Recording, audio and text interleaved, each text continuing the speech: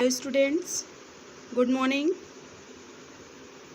Today we are going to start chapter 1 computer fundamentals. आज हम लोग कंप्यूटर फंडामेंटल्स के बारे में पढ़ेंगे। तो पहले हम इसके बारे में पढ़ने से पहले हम लोग कंप्यूटर की डेफिनेशन जान लेते हैं। कंप्यूटर चैप्टर पढ़ने से पहले तो कंप्यूटर की डेफिनेशन क्या होती है? Computer is an electronic machine. What is computer? Computer is an electronic machine. Okay, तो चैप्टर फर्स्ट है कंप्यूटर फंडामेंटल्स, यानी कि जो कंप्यूटर की मूलभूत चीज़ें हैं, जो मौलिक चीज़ें हैं, जो कि स्टार्टिंग से जो पॉइंटिंग होती है उसके बारे में हम लोग पढ़ेंगे। तो this chapter lists various characteristics of the computer that make it different from other machine. It also discuss the different generations of computers, types of computer.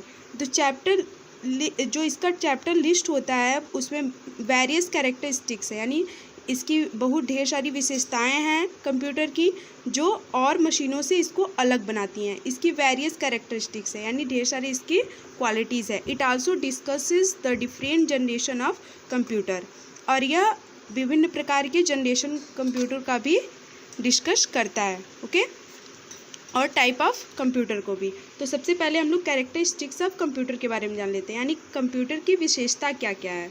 तो the main characteristics of computer are given below. जो मुख्य इसकी विशेषताएं वो नीचे दी गई है, यानी इसके अंदर क्या क्या क्वालिटीज़ हैं। ठीक है, तो स्पीड है, यानी कंप्यूटर बहुत works at a very high speed, बहुत तीव्र गति से काम करता है। एक्यूरेसी है, एक्यूरेसी यानी कंप्यूटर गिव्स एक्यूरेट रिजल्ट। जो आपका रिजल्ट देगा, जो आप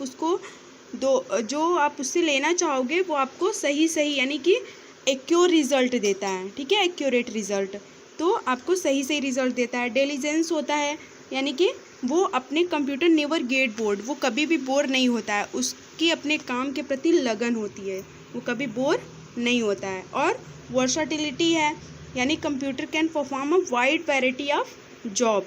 वो चंचल होता है, मतलब वो हर एवरी वे में वो वर्क करता है। तो कंप्यूटर अपने हर क्षेत्र में अच्छा परफॉर्मेंस करता है।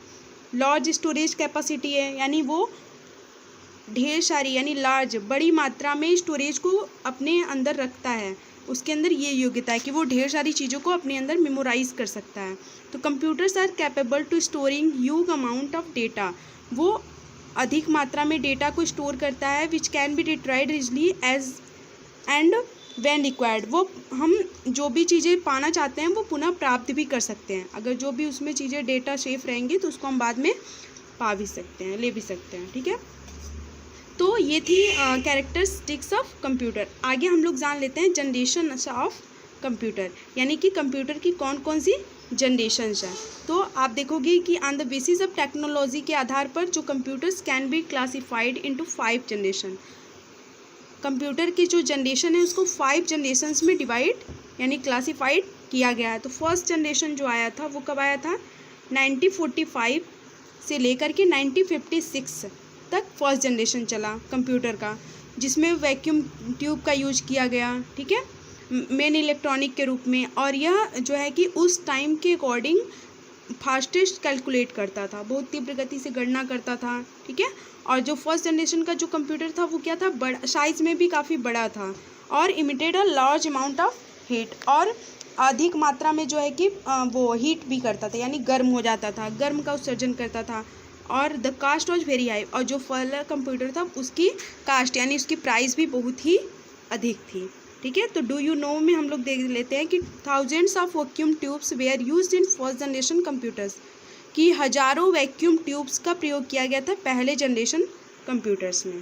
ठीक है, और इसके बाद हम लोग सेकेंड जनरेशन के बारे में देख लेते हैं कि सेकेंड जनरेशन जो है वो कब से कब तक था आपका? 1956 से 1963 तक आपका सेकेंड जनरेशन चला।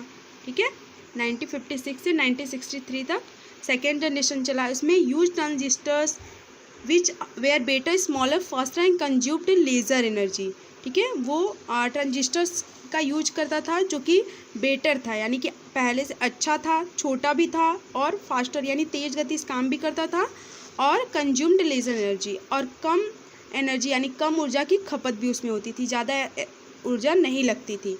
स्मॉलर इन साइज, वो जो फर्स्ट जनरेशन वाला कंप्यूटर था उस बड़ी साइज में उसकी होती थी, लेकिन ये क्या था, छोटा है। Easier to carry from one place to another, और इसको हम आसानी से एक स्थान से दूसरे स्थान तक ले भी जा सकते थे, ठीक है। जनरेटेड लेज़र हीट, और ये कम से कम ऊर्जा का जनरेट भी करता था, तो लेस एक्सपेंसिव, और ये महंगा भी कम था, जो फर्स्ट जनरेशन की अपेक्षा ये महंगा भी कम था। एंड फास्टर इन कैलकुलेशन, और कैलकुलेट करने में भी ये तीव्र गति से काम करता था, ठीक है। तो अब हम लोग जान लेते हैं थर्ड जनरेशन के बारे में। तो ये 1964 में आया, और ये चला कब तक, 1975 तक। 1964 से 1975 तक थर्ड जनरेशन चला। इसमें इंटीग्रेटेड सर्किट का यूज़ किया गया, यानी कि आईसी का यूज किया गया। ये कंप्यूटर ऑफ अर्लियर जनरेशन, जो पहले के जनरेशन में कंप्यूटर्स थे उससे ये छोटा भी था, ठीक है। स्पीड एंड एक्यूरेसी इसकी बेटर थी, यानी कि इसकी जो स्पीड थी और एक्यूरेसी, जो ये शुद्धता का सही जो आंसर देता था, वो भी बेटर थी। Cost were was less than the computers of earlier generation, और पहले के जो जनरेशन के कंप्यूटर थे उससे ये काफ़ी सस्ता भी था, मतलब इसका cost first generation and second generation की अपेक्षा कम था, ठीक है। इसके बाद आपका क्या है, डू यू नो, ठीक है। डू यू नो वाला जो पॉइंट होता है ये काफ़ी इंपॉर्टेंट होता है, जो हमें एक इम्पॉर्टेंट इन्फॉर्मेशन दे जाता है। तो third generation computers generated less heat than the computers of earlier generation. जो थर्ड जनरेशन का कंप्यूटर होता था वो कम हीट जनरेट करता था, यानी कम से कम ऊर्जा की खपत करता था than the computers of earlier generation. इसकी सबसे मेन जो कैरेक्टरिस्टिक्स थी यही थी कि यह जो फर्स्ट जनरेशन सेकेंड जनरेशन थे उससे काफ़ी अपेक्षा में कम हीट जनरेट करता था, ओके। तो then we look fourth generation अब 1975 से टिल डेट अब तक चल रहा है फोर्थ जनरेशन, ठीक है। Uses the very large scale integrated, यानी कि VLSI टेक्नोलॉजी का यूज करता था। VLSI मतलब वेरी लार्ज स्केल इंटीग्रेशन, ठीक है, टेक्नोलॉजी। तो ये इसका यूज करता था फोर्थ जनरेशन में, जो 1975 से अब तक चलता है। Cheapest of all earlier generation computer, सभी जनरेशन कंप्यूटर के जनरेशन में ये सबसे चीपेस्ट यानी सबसे सस्ता था। Smaller in size as compare to the computers of earlier generation, और जो पहले के जनरेशन थे यानी first generation second generation third generation थे उसकी अपेक्षा जो ये वाली फोर्थ जनरेशन की कंप्यूटर थी ये उन दोनों की तीनों की अपेक्षा स्मॉलर काफ़ी साइज़ में छोटी थी, जो कि अभी हम लोग यूज़ करते हैं ये वाली कंप्यूटर, क्या। और क्या है आपका फोर्थ में कि work at higher speed and are more accurate and reliable, ये हायर स्पीड में भी वर्क करता है और एक्यूरेट और रिलायबल भी अधिक है, ठीक है। तो ये है फोर्थ जनरेशन का कंप्यूटर। और आपका जो फिफ्थ जनरेशन का कंप्यूटर है वो 1984 से 1990 तक चला, ठीक है, 1984 से 1990 तक चला। तो the fifth generation computers are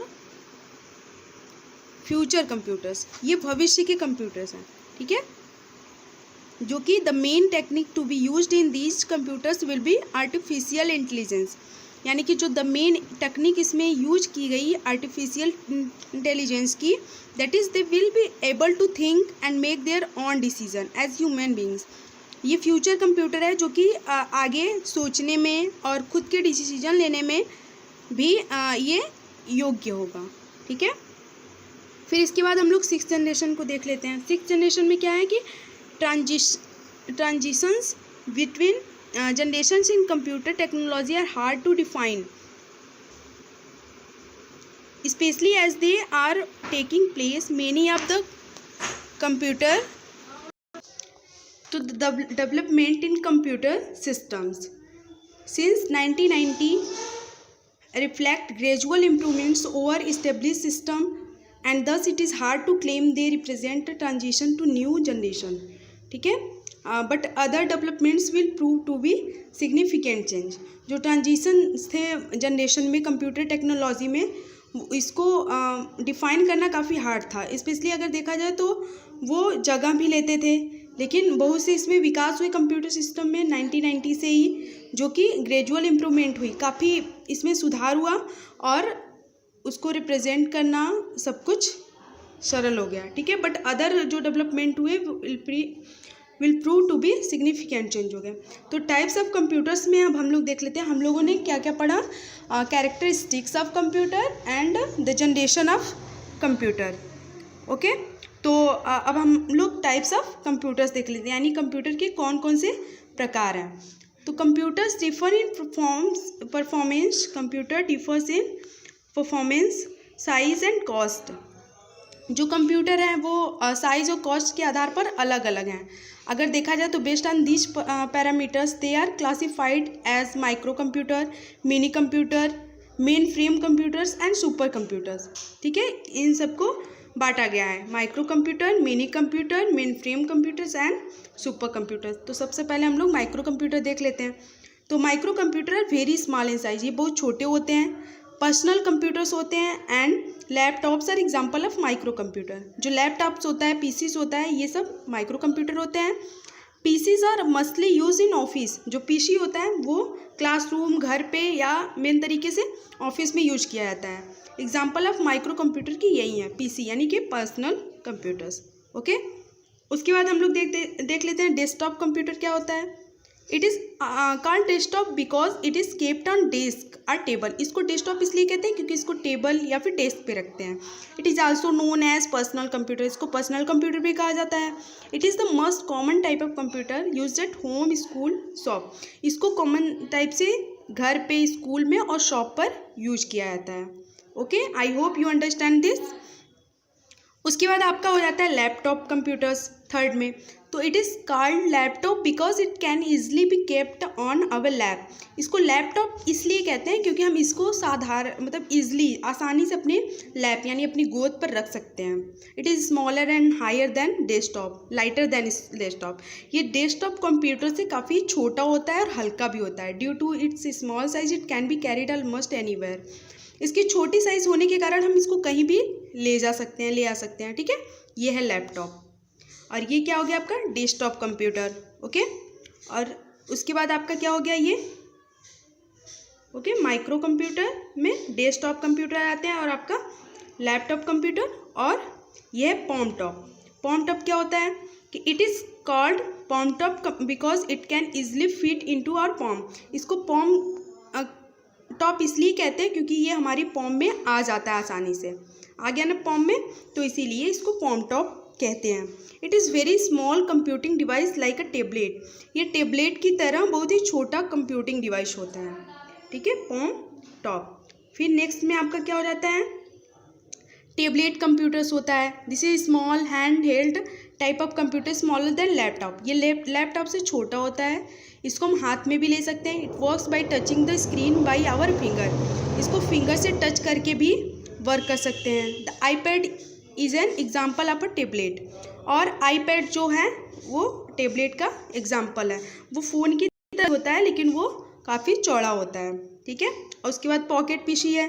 it's feature include contact list, calendar, task list, email, WiFi, Bluetooth. You can use LCD touch screen with a pen for hand writing recognisation. जो पॉकेट पीसी होता है ये क्या होता है, इसमें contact list होते हैं, कैलेंडर होते हैं, टास्क लिस्ट होता है, ईमेल होता है, वाईफाई होता है, ब्लूटूथ भी होता है, ठीक है। तो इसको एलसीडी टच स्क्रीन के द्वारा से हम हैंड राइटिंग रिकॉग्नाइजेशन के लिए भी यूज कर सकते हैं।